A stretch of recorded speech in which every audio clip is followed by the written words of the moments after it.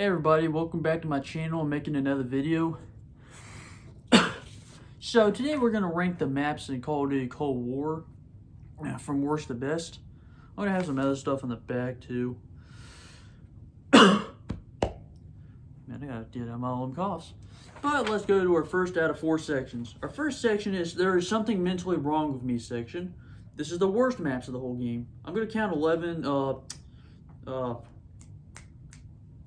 Express is not going to be in this video.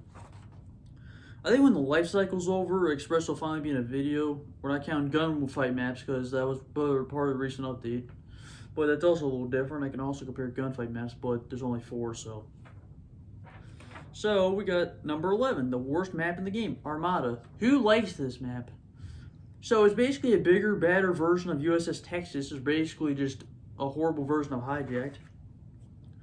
Armada overall is way too big for its need. It's mostly over water and only got 5 boats in there.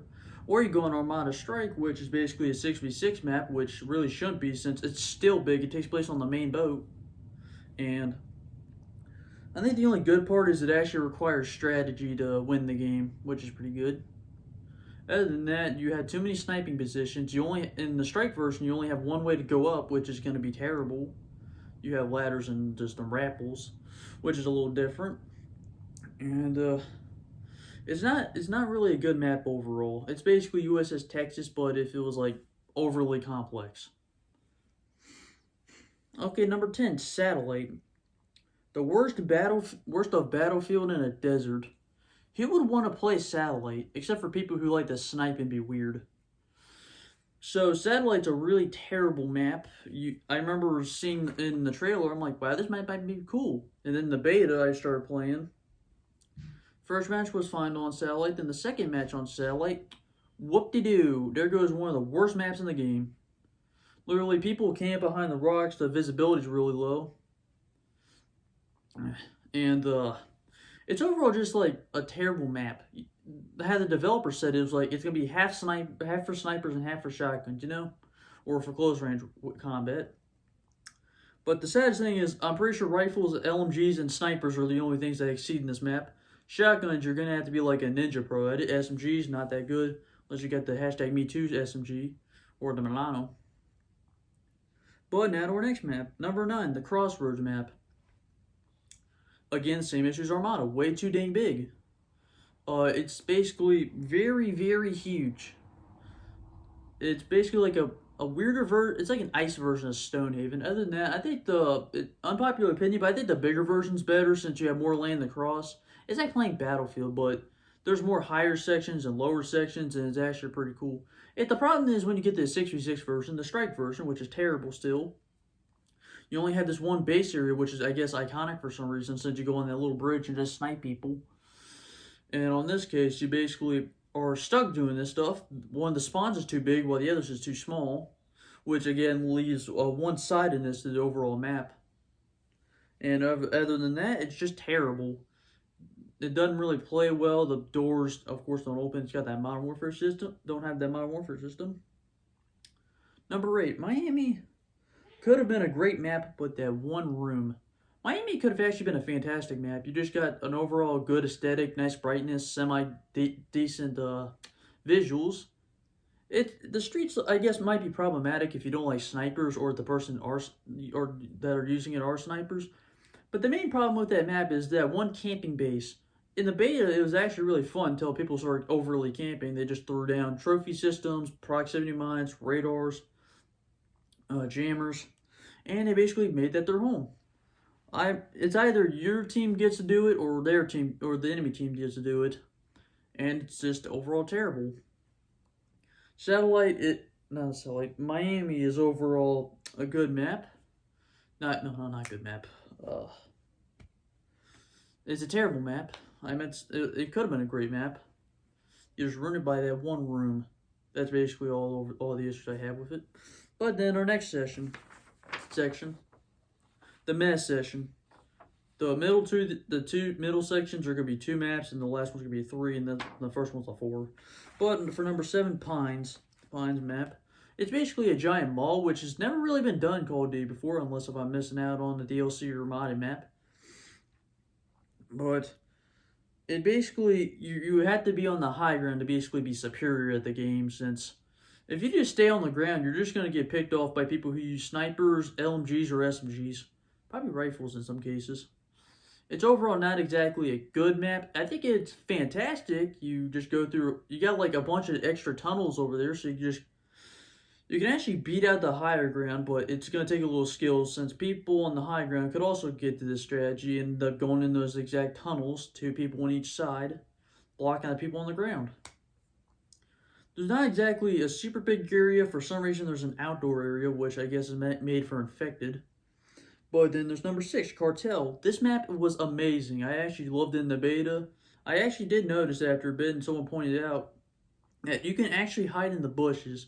They're like actually bushy. You can just hide in them. No one will see you unless they shot at you and actually saw a hit marker. But the note I put on it, it's better with more people. An example is 24v24 or 32v32. I think Cartel is fantastic when you have more than 12 people playing. Because if you could get 64 people on there, it's like a whole blast. You get to have constant warfare. I think the main problem with the map is also the tower, which is horrible. I think a couple matches ago, I basically got stuck on it. People just like to be toxic for no reason in Call of Duty, and that fire range tower came back. Except even worse, instead of just being facing only like 3 directions, it's in all directions. For you, it might be hard, but for that person who's built the camp every match, it's haven for them. And then you got the third section, the super playable section. Number 5 is Garrison. Garrison's actually a great map. I'm pretty sure from my notes. Great flow, but the underside is mine. I'm camping in there. That's my favorite spot. But other than that, it has great flow. You basically can go anywhere you want in the map, except for out of bounds like usual Call of Duty games. Overall, it's like great. You get like the best of the tank factory from Modern Warfare, both at the abnormally big size and the overall just tense, odd situation. It's basically Modern Warfare's tank factory, but better. Number 4 is Moscow. A nice Russian, but a big issue. Nice Russian map, and other than that, it's just it's kind of iffy. I think Moscow's biggest issue is the middle room, and also might be the edges, but the edges can be worked around. But the middle room is basically prime time for campers. You got a corner that can only be entered through 2 sides, and you can just shoot someone. You see someone in the corner, got them. And other times you can just camp right in the corner under that one ledge area. That's basically like this. You jump over, and someone right here just shoots you. It's not exactly the best way to go. And then there's our last section, the Golden 3. Number 3 is Raid. I actually didn't really like this map when I first played BO2 when it came out. I thought Raid was just terrible. I didn't know why I hated it so much. It's an overrated map. It basically got ruined for me in BO3, since it's called Empire. It's built slightly different, and it just sucks. But in this game, it's actually great. I hope that I see it more often in the map select. It's a very overrated BO2 map, but still good. And then we got number 2, which is Nuketown 84, basically Nuketown. What can I say about Nuketown? 2 houses, 1/3 house, which should really have an internal area, but is not. That's basically it. And then number 1, Checkmate. I actually love, this is my favorite map. I tried putting this over Nuketown, since Nuketown is really replayable, but I'd rather put a more unique map at number 1. Checkmate, great flow, and recommended for all playstyles. You can basically play domination, hardpoint, just search and destroy. You can play like all the modes on here, and it worked great. It's not like BO3 maps where, how Eric said it, only one game mode per map. Like, you have some that are great for domination, but nothing else. So this one's great. And then in other news, I basically want, I think, I don't know what should I go first. We got 9 minutes into the video, but I think we can make it a nice 13. So, ignore the next video if I'm going to show you. I actually noticed while playing the game that the iron sights were extremely, how do I say it, broken. They were basically like, here's your front sight, here's either your middle or your middle. Actually, it's more like this. You got the 2 back sights, and the front one's just way too high. It's just way too high or way too dang low. Others are just, why you nerf it? The FAMAS is terrible. It's called the FFAR1.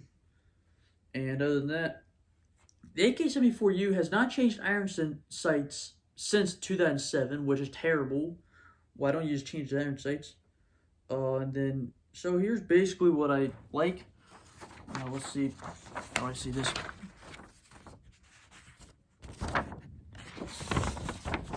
I think that, okay, there it is. Yeah, so this is the Type 98. This is what I kind of want for the iron sights. I hope that this isn't mirrored when I'm actually looking over the video. Then there's the FAMAS over here that have a more battlefield aesthetic. And then there's the AK-74U. And then the Bullfrog. It's basically the Bison, but I kind of want it to be more equal. Then you got the M60, which really needs an iron sight change. The Arctic Warfare. It has that abnormal spring on top, which is stupid. And then you got the M82. For more detail, it's basically just more of a... Oh, crap. It's more of a M4 aesthetic, like the Commando. I think it'd be great to actually see the Barrett. It kind of said this is the first time the Barrett has iron sights, and it sucks. Why don't you have good iron sights like in BO4? They're very aestheticized, but I think the ring would still work. Other than that, I also have a bunch of recommendations for guns I won the game. Yeah, for the iron sight thing, I was originally thinking of making another video for that, but obviously I just passed like in 1.5 minutes. So I have like a bunch of guns I like, some for specials and melee, so I had to make an exception. So for assault rifles, I like an AR-10. An AR-10 would be a great rifle. I'm gonna make the next video about that, about how I want the guns to be balanced. And then an MAS 55, like MAS 55, I think it's a French rifle. It looks great every time you look it up on Google. You got the XR86. Why not have a unique rifle? Made in 1986, Cold War rifle, perfect. Also letting you know, the multiplayer is not stand still in that one area. You have maps that, each map has like this intro where it shows a paper and the date.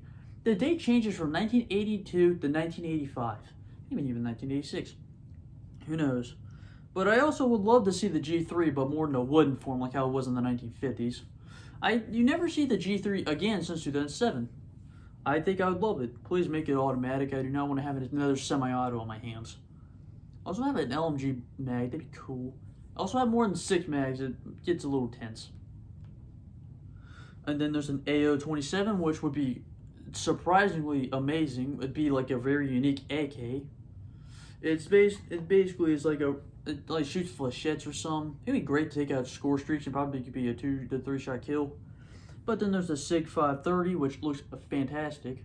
There's also a bunch of rifles or guns I can even recommend, but those are my notebook and that's a little iffy. And then for SMGs, the H-15 Hill. Why did they miss this opportunity? You had basically a P90 from the 1950s. Why not? You have plenty of time. You don't want to reuse a P90.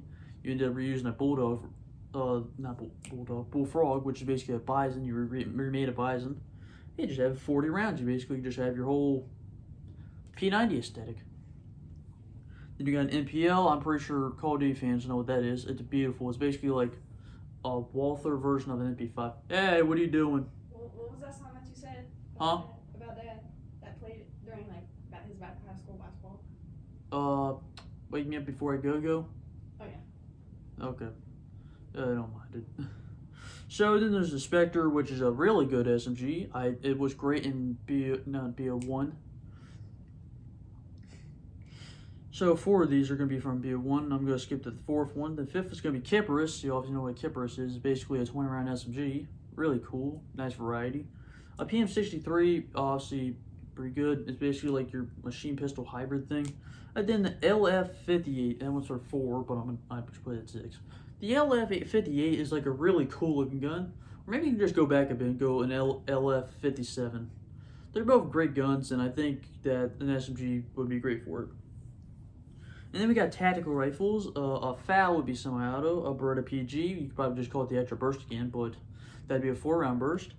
A SIG 510, it's basically like, it's a more experimental version of the SIG 530, but the 510. You can either have it as a sniper rifle with 6 bullets if you want, but you probably just butcher the gun anyways. Or you can have it as semi-auto or even a 3-round burst. You get 4-round burst if you're lucky enough. And then for LMGs, I think that M1919 would have been great. Have a whole Browning aesthetic. And then even I think an automatic FAL would be great, like an L1A2. It's like a branch of FAL, like the L1s, L1A1, LA2. That'd be great. And then an HK21. I'm pretty certain that it might come in season 2, but people have also said it might be a M249, which is terrible. We just got that. And my personal favorite, this one is just a little iffy. Please do not mess with the bolt, but the LS26. Please do not make that bolt on top. Please put it on the side like an AK.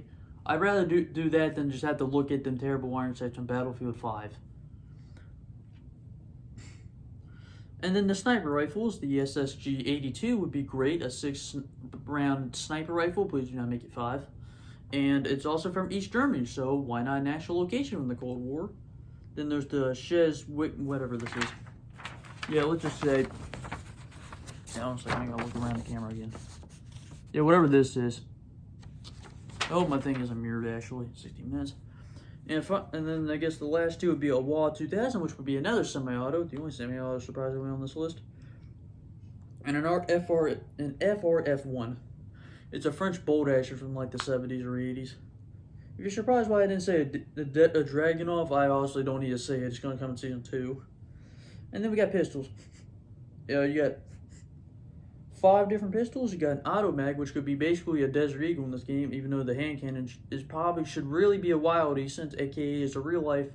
In Cold War, it's basically a Wildie 475 is the most powerful handgun in history.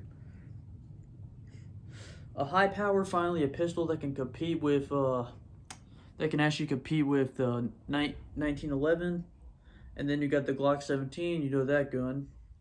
Basically, another gun that can actually compete with the high power, and then a Type 80, which would basically be your C96 clone. It'd be fully automatic. Hope so. And then a VP70 could either be switched from automatic or 3-round burst. 3-round burst would be pretty good. Just have a really fast one. Beat the Diamatti, but has less damage.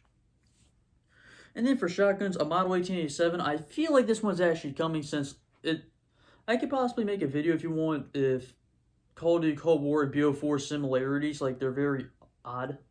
But for shotguns and like Modern Warfare, oh that's pretty creepy. BO4 and Call of Duty Cold War, they have a pump action and a semi-auto at launch, and they both had their first DLC shotguns be automatic.